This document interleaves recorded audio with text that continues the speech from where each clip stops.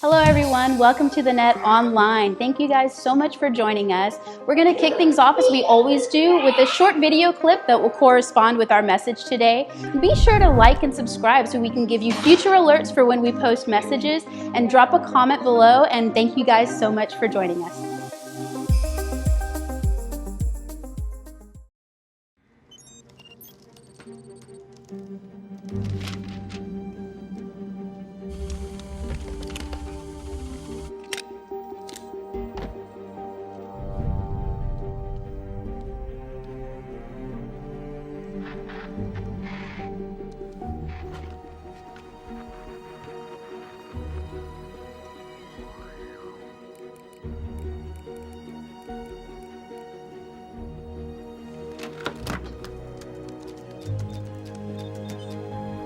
This framework is not compatible. The genetic coding tower is at 97%. You have got to upload that schematic in the next 3 minutes. I'm gonna say this once. How about nunts? Shut it down. Nope, not gonna happen. You don't know what you're doing. And you do? She's not in your head? I know you're angry. No, we're way past that. I could choke the life out of you and never change a shade. Banner, after everything that's happened. Nothing compared to what's You coming. don't know what's in there. This isn't a game. The creature. No. Go on. You're saying?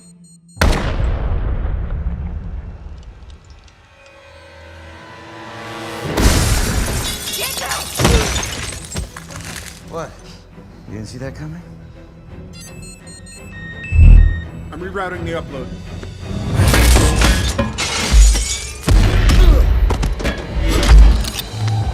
Go ahead, piss me off.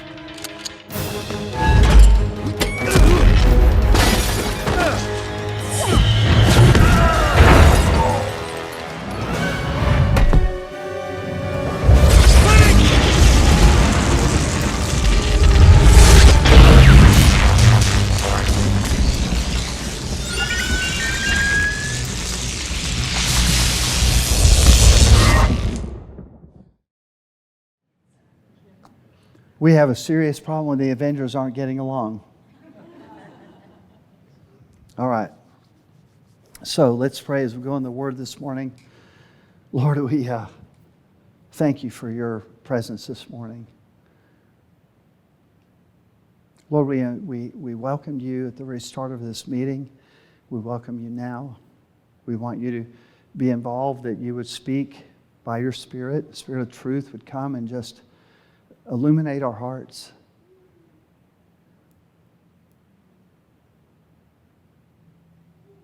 Come, Holy Spirit, Spirit of truth, and speak today. In Jesus' name, amen. All right, so this message is titled simply Disturbed. What do you think of when you think of disturbed? You don't usually want to be disturbed, right? Somebody wakes you up, or... All right, so I'm going to start with this passage in Acts chapter 15, verse 24. We have heard that someone out from us without our authorization and disturbed you, troubling your minds by what they said. So he's talking about the fact that in the early church, there were all kinds of outside threats, inside threats. There were all kinds of challenges that they had. And so the letters, the New Testament letters, often were written to address these individuals who were coming in and bringing division or disunity, disturbing the people of God. I've seen over the years, I'll see somebody come into the church.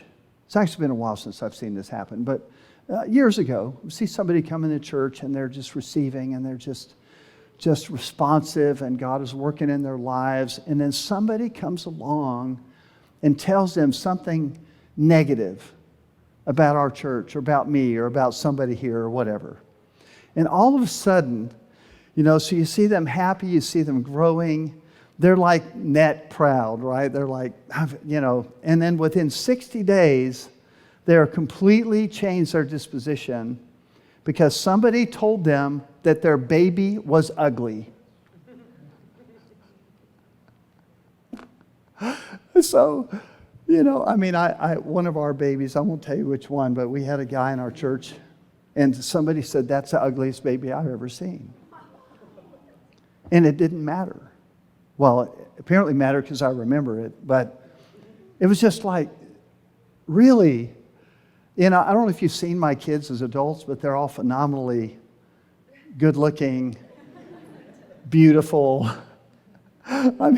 They're remarkably so. When they were all teenagers around the house, and they were, lifeguarding and all these different things, I felt like that sometimes I was on the Baywatch set.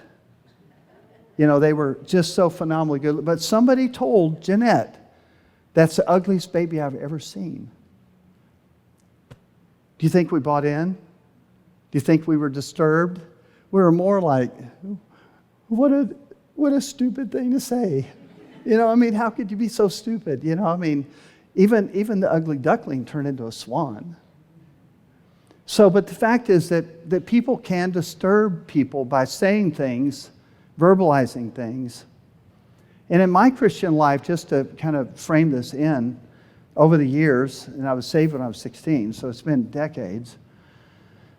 And even with all the ups and downs in my life within the body of Christ, I see it and believe it, that the body of Christ, my experience with the people of God, is one of the greatest privileges of being a Christian, is having that connection with people of like faith, of like passion, of like heart, that will pull together and work for a common purpose.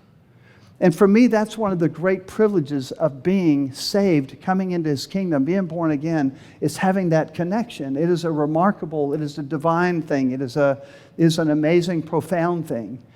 That's why a lot of times I'll look at it and I'll be kind of taken aback by people who are so nonchalant. They just see church as somewhere you attend or somewhere that you just, mind your own business and you come and go and you're not, but for me, it's always been about integrated family. And that to me is one of the richest dimensions of the Christian life. It's an amazing thing. So I have a notable thought for you. So I see a few guests here this morning. So notable thought is me being kind of silly, but anyway, it's me quoting myself, basically. So this is kind of my comment as far as where we are as a body right now. Our church is in a really good place. Everybody take a sigh of relief. Whew, yeah, that's good to know, isn't it? We have not experienced any significant division since early to mid 2019. That's been a while. We have prospered since then. Our community has grown. Our finances have grown. We're doing some tangible good for the kingdom of God. Maintaining unity is essential for a ministry to be fruitful. This message is not because we have a problem. It is so that we won't have a problem. You follow? I think now and then you just have to have a preventative message. Just to keep our head in the game, to realize what it takes, and that we're poised, we're in a good place, and we need to protect that. And then see God's blessing continue to come. So Ephesians chapter 1 says this. Paul is writing the church in Ephesus, and he says, as a prisoner for the Lord, I urge you to live a life worthy of the calling you have received. Be completely humble and gentle, be patient, bearing with one another in love. And here's the phrase I really want us to focus in on. Make every effort to keep the unity of the Spirit through the bond of peace. So, in the Amplified kind of writes it like this. It says, be eager and strive earnestly to guard and keep the harmony and openness and that openness produced by the Holy Spirit, by the Spirit, in binding power of peace. So the Amplified is the idea behind the Amplified Bible is that they take the implications of the Greek and then they expand on it. So they'll say the word believe. It means to trust in, rely upon, adhere to.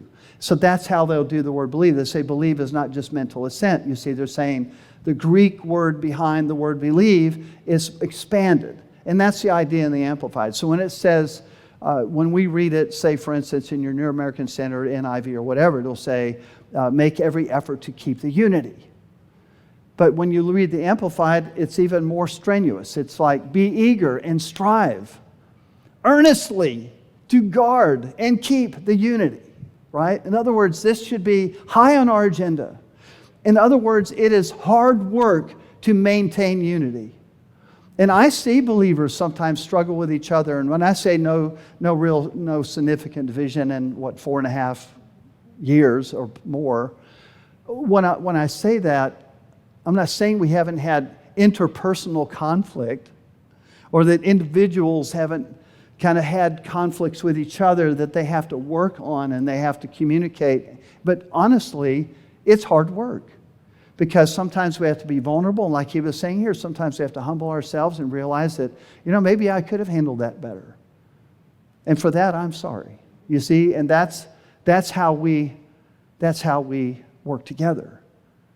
That's part of being human.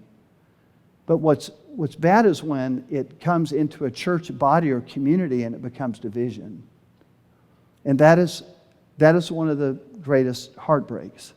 So I experienced, as a young pastor in my church in another life, which is a really long time ago, my church at that time experienced a split.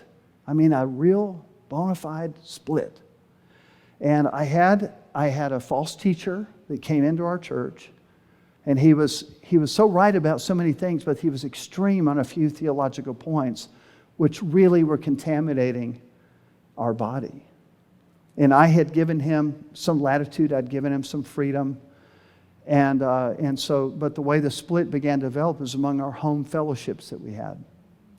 And so he began to exert influence and power over people. And so in the process of things, when it all came down to it, we lost a third of our church almost overnight. I mean, within like a week, a third of our church walked out and never came back because they'd been so contaminated, they'd been so disturbed, and almost all of those people were new believers. And it caused me great distress. And so I think of these kind of periods or seasons that are so difficult, and they really test you at the core. Maybe I'm not meant for the ministry. Maybe I'm not, it is so painful. It's like going through a divorce. And I've had maybe 2 or 3 seasons in my life where it would be comparable, where the degree of pain, the degree of distress was almost hard to express it.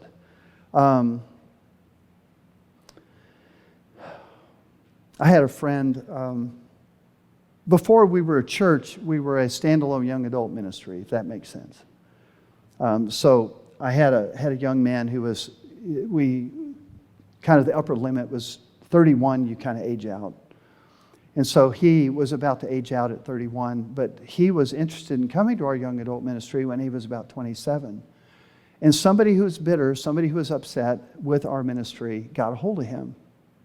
And because of that, he delayed 2 years coming and becoming a part of our young adult ministry. It's a pre-church period. And it was a spirit of revival. It was an amazing period of time in our ministry. And so he regretted it. And I talked to him years later. He says, I so regret listening to that person. Because what they did is they prevented me from coming for 2 years. It delayed my coming. So I missed that sweet spot in my young adult years to have been immersed in that amazing community. So he only caught the tail end, but he felt so cheated. He felt so disenfranchised because he became disturbed. He allowed someone to influence him. I have another young woman that had moved here from far away, from out of state. Military family, so out of state, and it's a far location, far away. She had contacted and been in contact with someone who used to attend our young adult ministry, who was also out of state near where she lived. And this person had taken a real shift, really had moved kind of to the dark side in a number of things. But nonetheless, she had become bitter toward us, and I'm not even sure why. I really, to this day, don't know why. But she did, for whatever reason, and she began to fill this person's head full of all these things.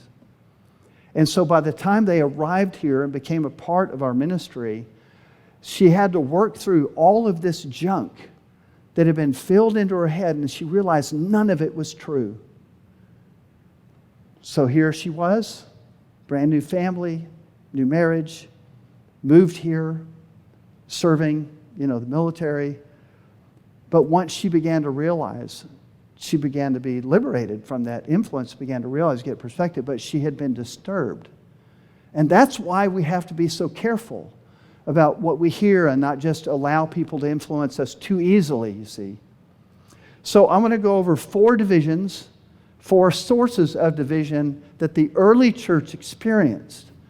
And these 4 sources are very well enumerated, and there are many, many other verses that kind of corroborate these 4 reasons. And there may be other reasons. These are just the 4 that I developed. Number 1 is rivalry among believers. If you call it the pride of the brand, okay. I think a little bit of rivalry between churches and congregations or home fellowships or whatever, or between men's and women's meetings. See what Colby did there? He kind of threw in a little rivalry, a little old-fashioned competition, a little capitalism in there, like we had more than y'all. So what does it make the women do? What is their response when they hear Colby do that? Well, he's provoking. So what he's doing is saying, okay, guys, this is where it's at. You better get there. And then the ladies are like, you think you beat us? So you beat us once. You beat us by a hair. Oh, Logan said twice. By a hair, maybe twice. And so, but that little bit of rivalry can sometimes be helpful. It can motivate, and it's all in good fun. You understand? But it can change into something else where it becomes kind of a personal thing. So this is what Paul is talking about when he writes to the Corinthian church. He says, "For while there is jealousy and strife among you, are you not of the flesh and behaving only in a human way? For one says, I follow Paul, and another, I follow Apollos. Are you not being merely human? What then is Apollos and what is Paul? Servants, through whom you believed, as the Lord assigned to each." And he goes on to talk about that. How they were becoming petty. And they were putting too much in labels and began to focus on following men rather than following Christ. And so that's why I call it a cause of division, according to Paul, is this sense of rivalry. My church is better than your church. Look, we're here because we like where we are. And somehow we believe in the virtues of what we're doing here, and God has added us, and so we're all for it. But that doesn't mean that we're better. You follow what I'm saying? It's kind of one of those things where you connect the dots and go, well, we must be. And the problem, a lot of times in pastors and people, as they get more and more and more people, it's very easy to start thinking, well, we're just better. And so, but we can't do that. We have to humble ourselves as we continue to grow as a body. We can't ever think to ourselves, well, the reason we're growing is because we're better. None of that, it has no relevance. And so we have to realize, well, the Lord's presence is in our church in a better way than He is in your church. And so we do these subtle things that are competitive and rivalry-based and ego-based. And sometimes it's for the purpose of convincing people to come to our church from other churches. And so we have a proselytizing policy. That's called proselytizing. And the few occasions that I have seen it, it doesn't usually go well. The last time I saw it a few months ago, somebody coerced. Interestingly, it wasn't somebody in this church doing it. It was somebody outside. They weren't really a part of a church. They were just out there, and they convinced somebody that they needed to come here, but they were already settled in another church. And it was just nothing but trouble. It was just wrong. It was proselytizing. We don't follow a brand before we follow Christ. I mean, am I a Republican first? That's a brand. Yes, I'm a Republican. But I'm really, at the heart and a set of convictions, I am a biblical conservative. In other words, so the day that the Republican Party is no longer centered in the values that I share, I'm done. You follow? You understand? It's not based on a loyalty to a brand. It's based on the loyalty to the Word of God and the convictions that we have as we follow Him. So the second reason that we see division in the early church, we see it in 3 John chapter 1, verses 9 through 10, is selfish ambition. And so John says, I have written something to the church, but Diotrephes, who likes to put himself first, does not acknowledge our authority. So if I come, I will bring up what he is doing, talking wicked nonsense against us. So here we are. It happens to the best of them, ladies and gentlemen. Here's an apostle, a follower of Jesus, John, and he's got this guy speaking wicked things against him. I'm like, what? He's one of the original disciples, John. And he's saying that we're going to deal with this when I get there. We're going to face him off. It's almost like he's saying, we're not going to let this stand. The guy's off. And he's putting himself first, and he doesn't submit to authority. Those are the two things he said. He's putting himself first, and he doesn't submit to authority. Paul spends much of his time in Galatians building the credibility of his ministry in defense posture. I find it interesting with social media now how bold people will get to criticize or to blast you or to say things that they would never say in person. That's a downside, by the way.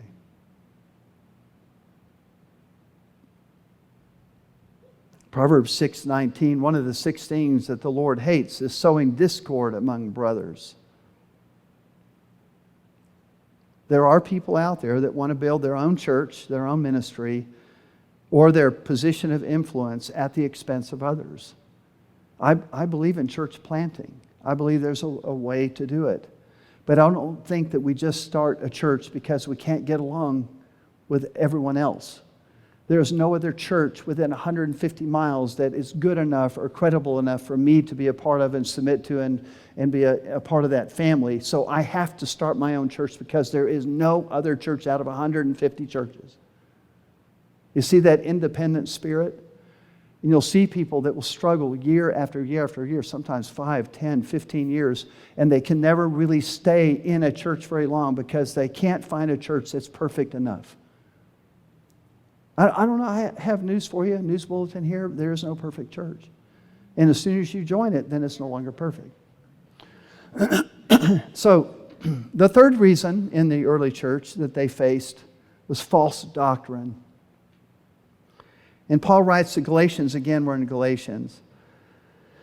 I'm astonished that you're so quickly deserting the one who called you to live in the grace of Christ and are turning to a different gospel, which is really no gospel at all. Evidently, some people are throwing you into confusion or troubling you or disturbing you and are trying to pervert the gospel of Christ. But even if we or an angel from heaven should preach a gospel other than the one we preach to you, let them be under God's curse. It's a really strong statement he's making here because he's saying not only if someone preaches to you, he's not saying even an angel of light pretending to be an angel of darkness, pretending to be an angel of light. He's saying even if an angel from heaven, like a legit angel, like a real angel, and they come preaching to you a message different than the one that you've heard from us and that you've learned and taught and that we've heard from Jesus, that individual is cursed. It's pretty strong. So he's warning because there is the potential for division over false doctrine. And by the way, that's where the division was in my church that I mentioned a while ago.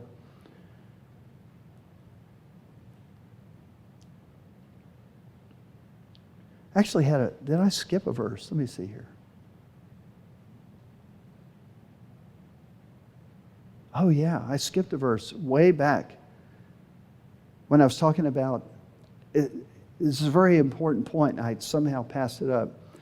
You never seek out unity or fight for unity, which we should do and strive for it, as I just introed. We don't seek unity for the sake of unity.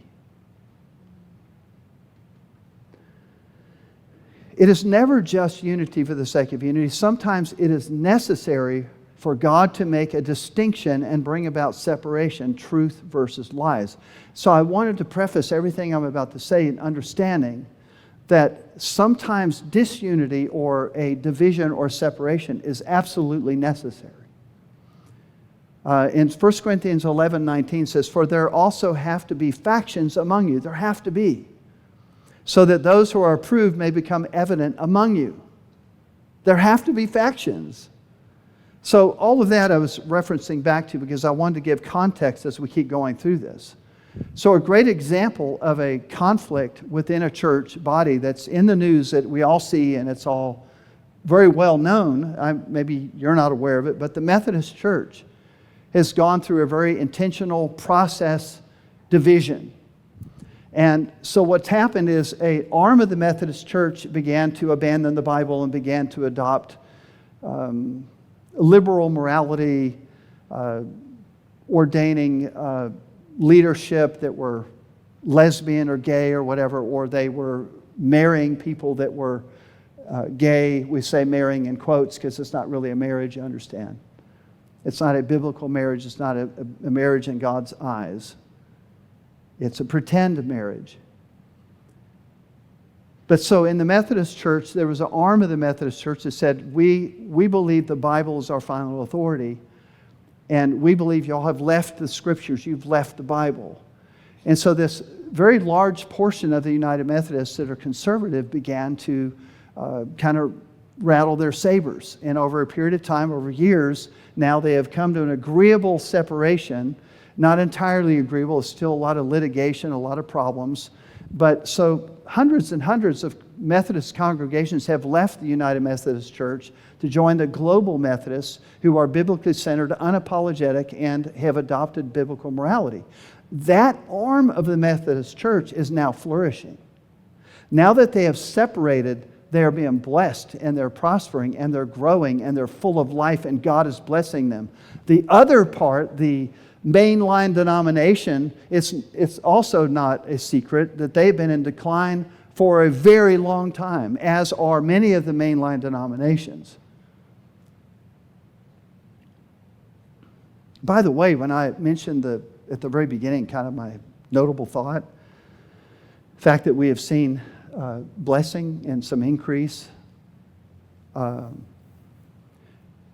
don't want to take that for granted, because I'm saying since 2019, even through the COVID period. And by the way, what's really cool is we kind of cleared house during that time of division I mentioned in mid-2019. It all kind of wrapped up by that fall. And then we began to grow.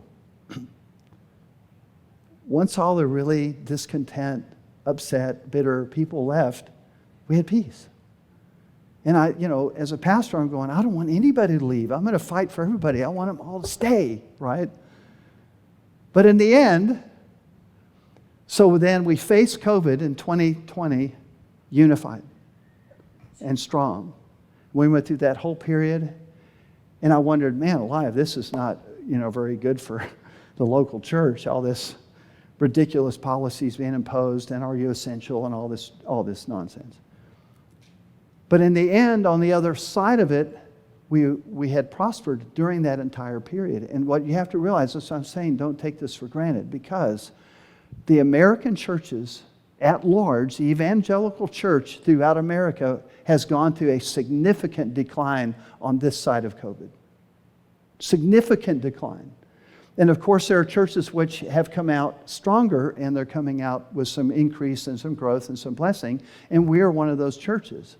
But we have to say, thank you, Lord. I'm so thankful that we have that. But what you don't realize is sometimes you may be more exceptional than you realize. So factions are necessary, and that's why I wanted to mention the Methodist Church after I talked about false doctrine, that sometimes, and that's often the root of most denominational formations, it's because God is doing something fresh and deep and reintroducing truth that needs to be embraced, and part of the church rejects it and part of the church accepts it, and so new denominations form. And that's often actually how it happens. So I had, it's an interesting passage. He says, this is also Galatians, but chapter 5. He says, I have confidence in you in the Lord that you will adopt no other view, but the one who is disturbing you will bear his judgment, whoever he is. Okay, so Paul is putting a weight of responsibility. The person that was causing strife and dissension among the people of God, he was saying that there is a special judgment that rests on this individual.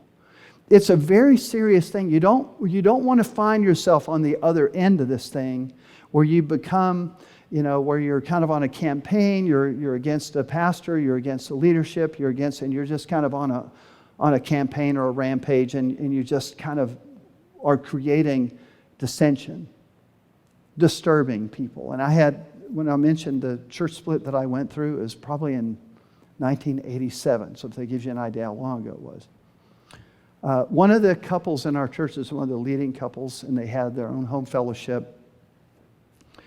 And they were kind of a part of that whole thing, and they left with everybody. And I think it was 5 years later, they called me and said, we're going to be at your church this morning. We'd like to have lunch with you.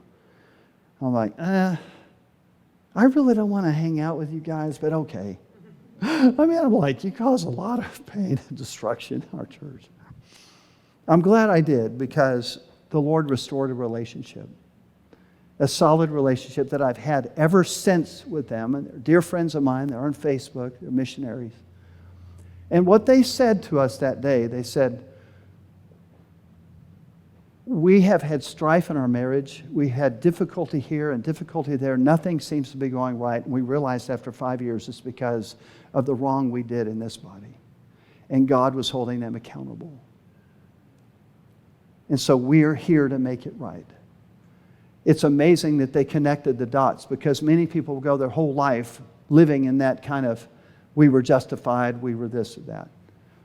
But so they actually expressed at that time, they said, well, we realized that at that time when we saw everything falling apart, that it wasn't so much what we were saying to people, like spreading the dissension.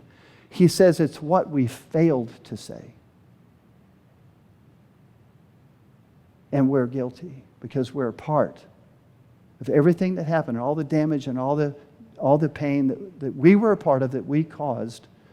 We want to ask y'all to forgive us. And we want to have a restored relationship with you. It's pretty amazing, isn't it?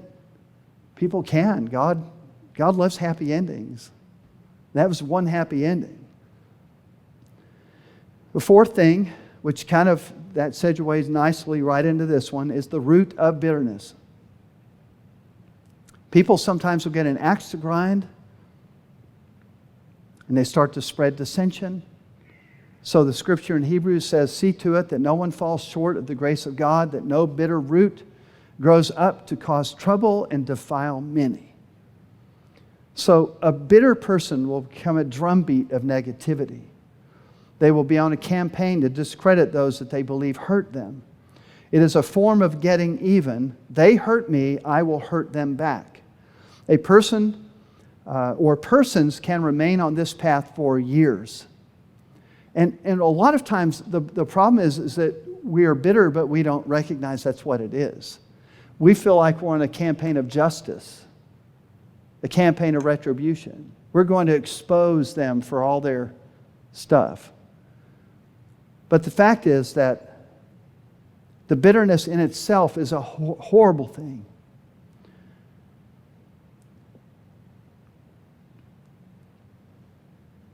So, the scriptures, I'm going to kind of begin to wrap this up with 6 points of advice to us as a body.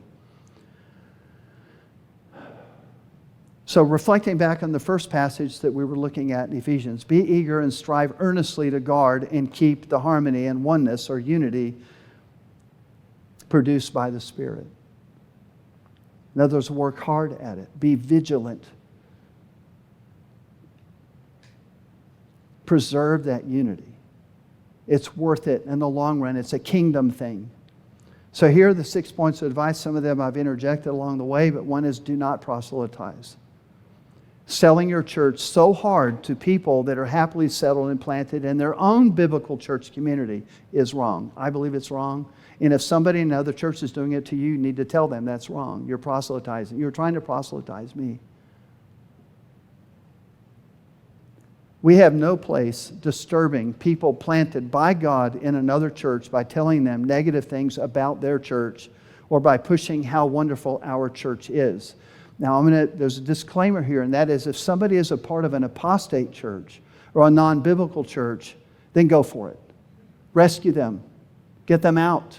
And there are plenty of apostate churches out there that people are a part of. And if they're discontent or they're struggling and they're kind of like, yeah, I don't know. I mean, this church isn't even pro-life anymore. And they don't even believe the word and so forth. And you say, listen, it's time to make a break. And I had that. I was at one of the CDF meetings that I think I'd mentioned. Maybe it was a CDF meeting somewhere. And I mentioned shortly something about if you're a part of an apostate church, but you want to change the world, get out.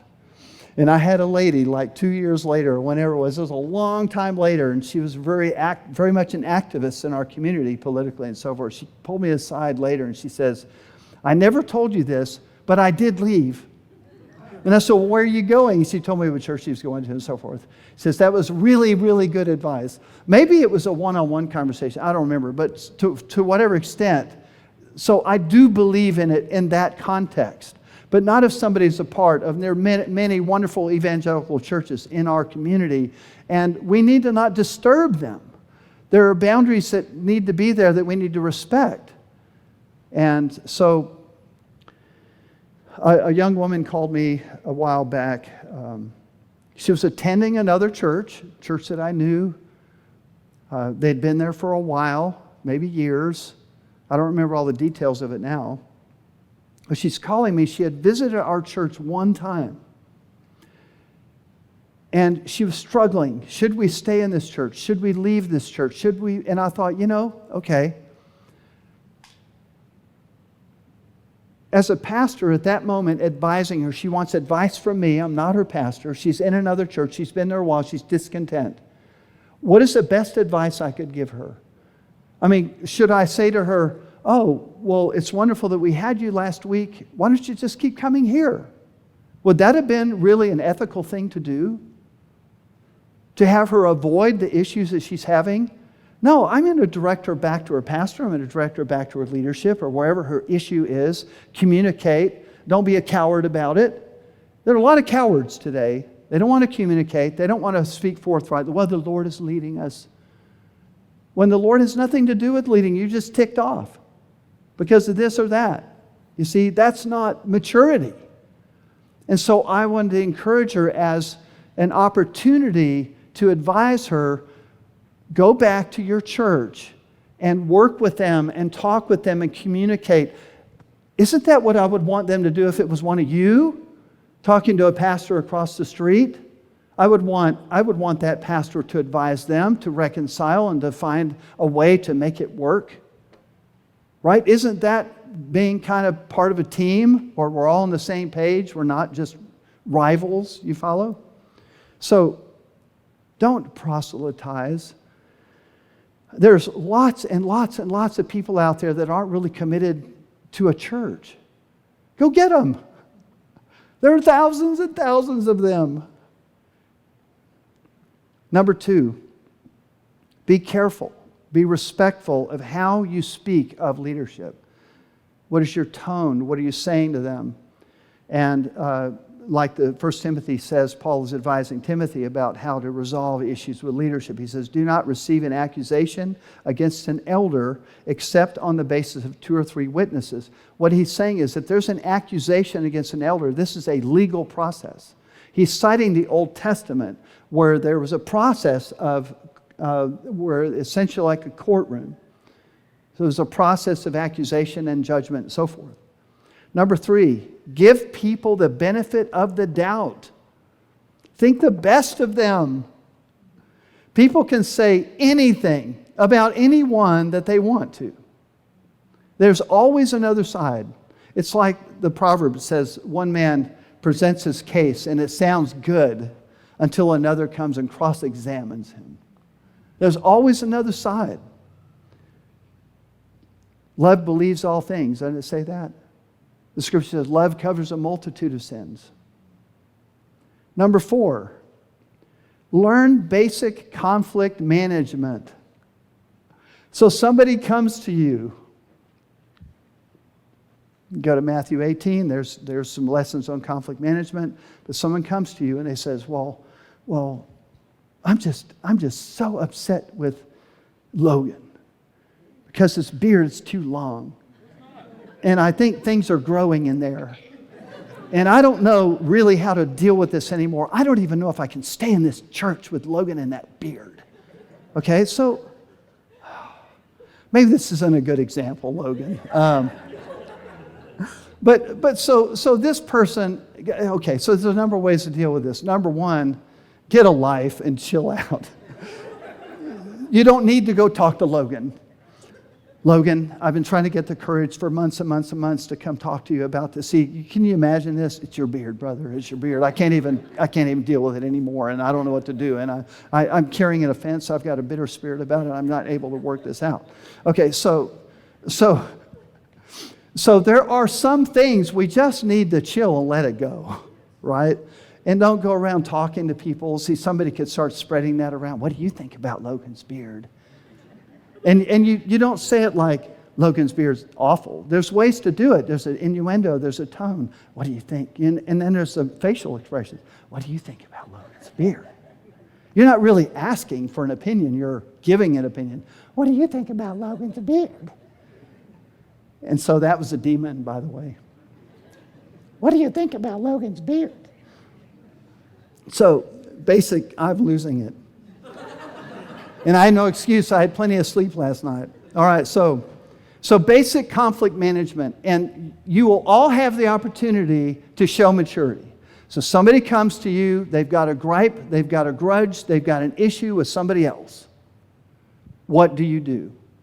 Most Christians will be a sounding board and absorb it. And that's it. And then this person goes to the next person, and the next person, and the next person. They keep saying all this stuff, and that person absorbs it, and the next person absorbs it. More cowardice. What would be the proper response to this individual? You have an opportunity to be more like Jesus. And Jesus is the mediator. And so what you have the chance to do is to step in, and there's a couple of questions that you need to ask. First of all, as a sounding board, do not absorb it, do not believe it, do not take it in, do not ingest it. You can empathize with their struggle. But the first thing you ask them, so you're really upset with this person, they stepped on your toes last week, or they didn't say hi to you before church. But so one of the first questions I ask people is, how many people have you told before you told me? And I have them think a while. Well, I told my mom, I told my dad, and then I told my cousin, I told my dog, and then I told and as they keep going, it's amazing. Like 4, 5, 6, 7, 8, 9, and it keeps kind of growing, right? So, okay, first of all, that was wrong. you are spreading strife and dissension. You're getting all these people who are not even a part of this issue to pass judgment on this person that hurt you. But yet you will not talk to the person that hurt you. And so this is basic, this is fundamental. So what we always should do is ask them those two questions. Who all have you talked to? And have you talked to the person? And often their response is this: Well, I haven't talked to that person because they won't listen to me anyway.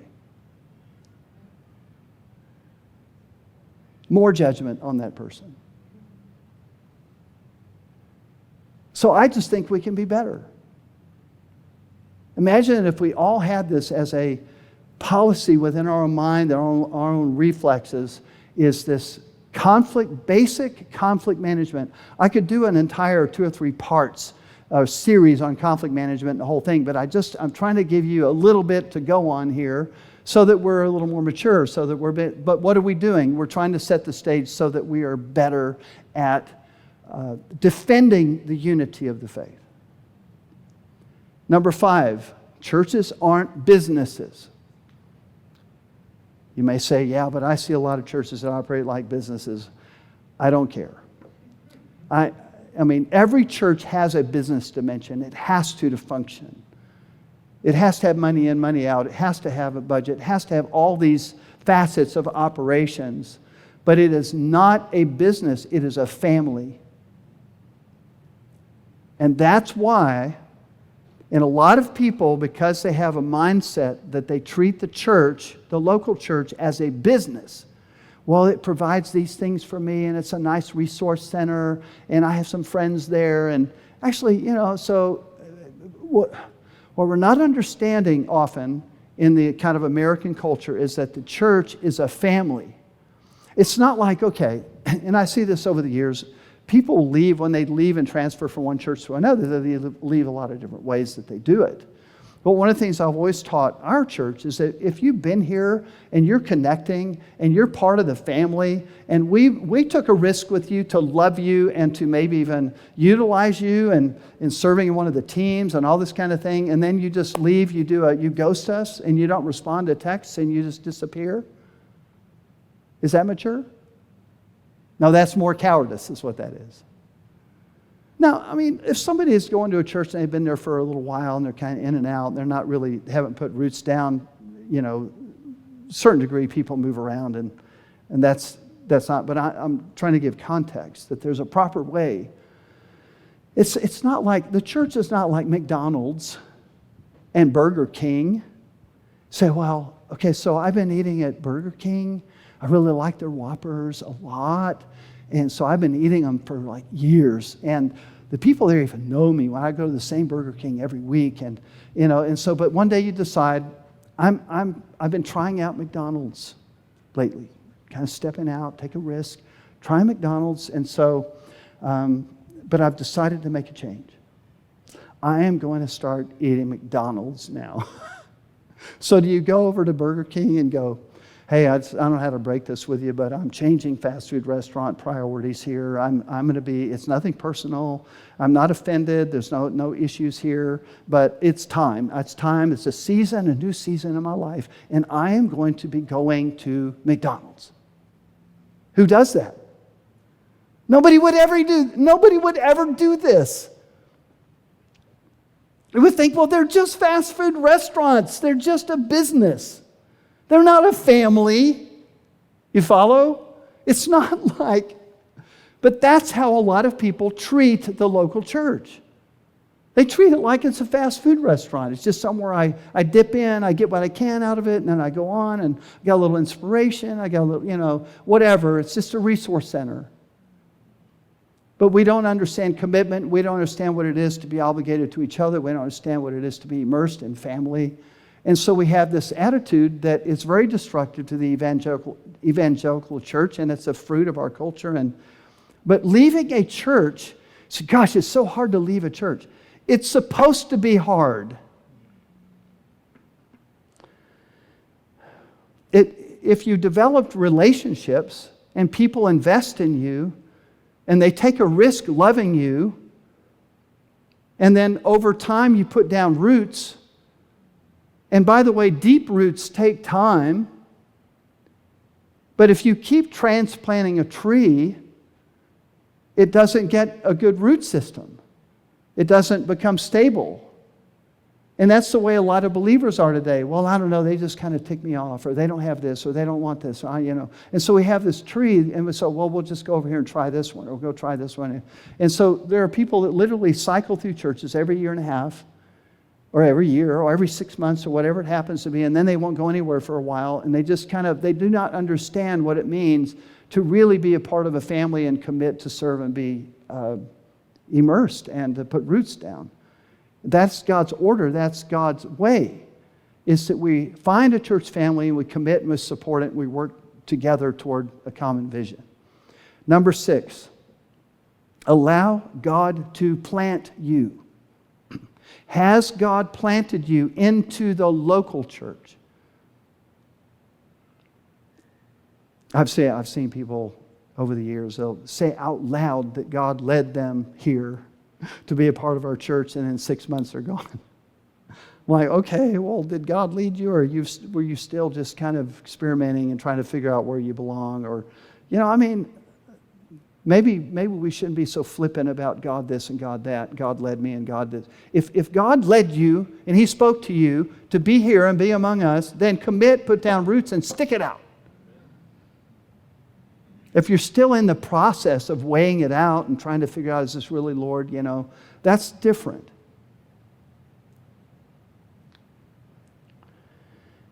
All right. Well, let's stand together.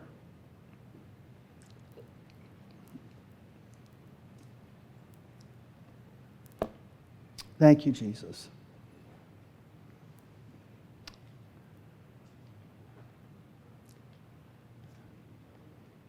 Lord, may we be wise.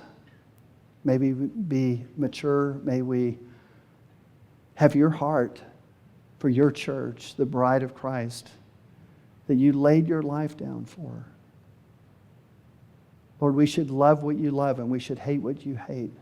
And you love the bride. You love the church. You're coming back to collect us one day. And there will be a huge banquet. Lord Jesus. Lord, may we be wise in the sense that we can recognize when we need to defend unity, when we need to respond in a certain way. Lord, may we not be cowards. May we have courage, and may we be fearless in the way that we represent your interests and your ways.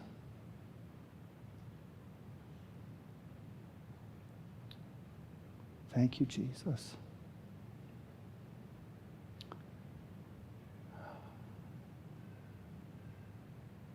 Thank you, Father.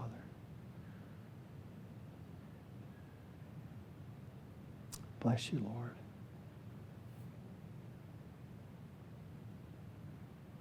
Bless you, Lord. Thank you, Jesus.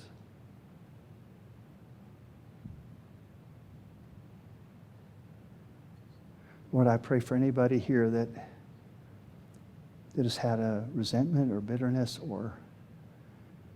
and so often we struggle to even recognize that's what our issue is. And Lord, I just pray that your grace would come to them. They'd find release.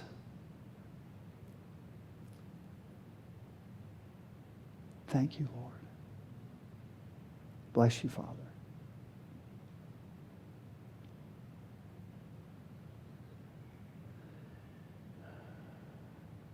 Well, amen. Bless you guys. Love you. And have a good afternoon. And Bible studies Wednesday.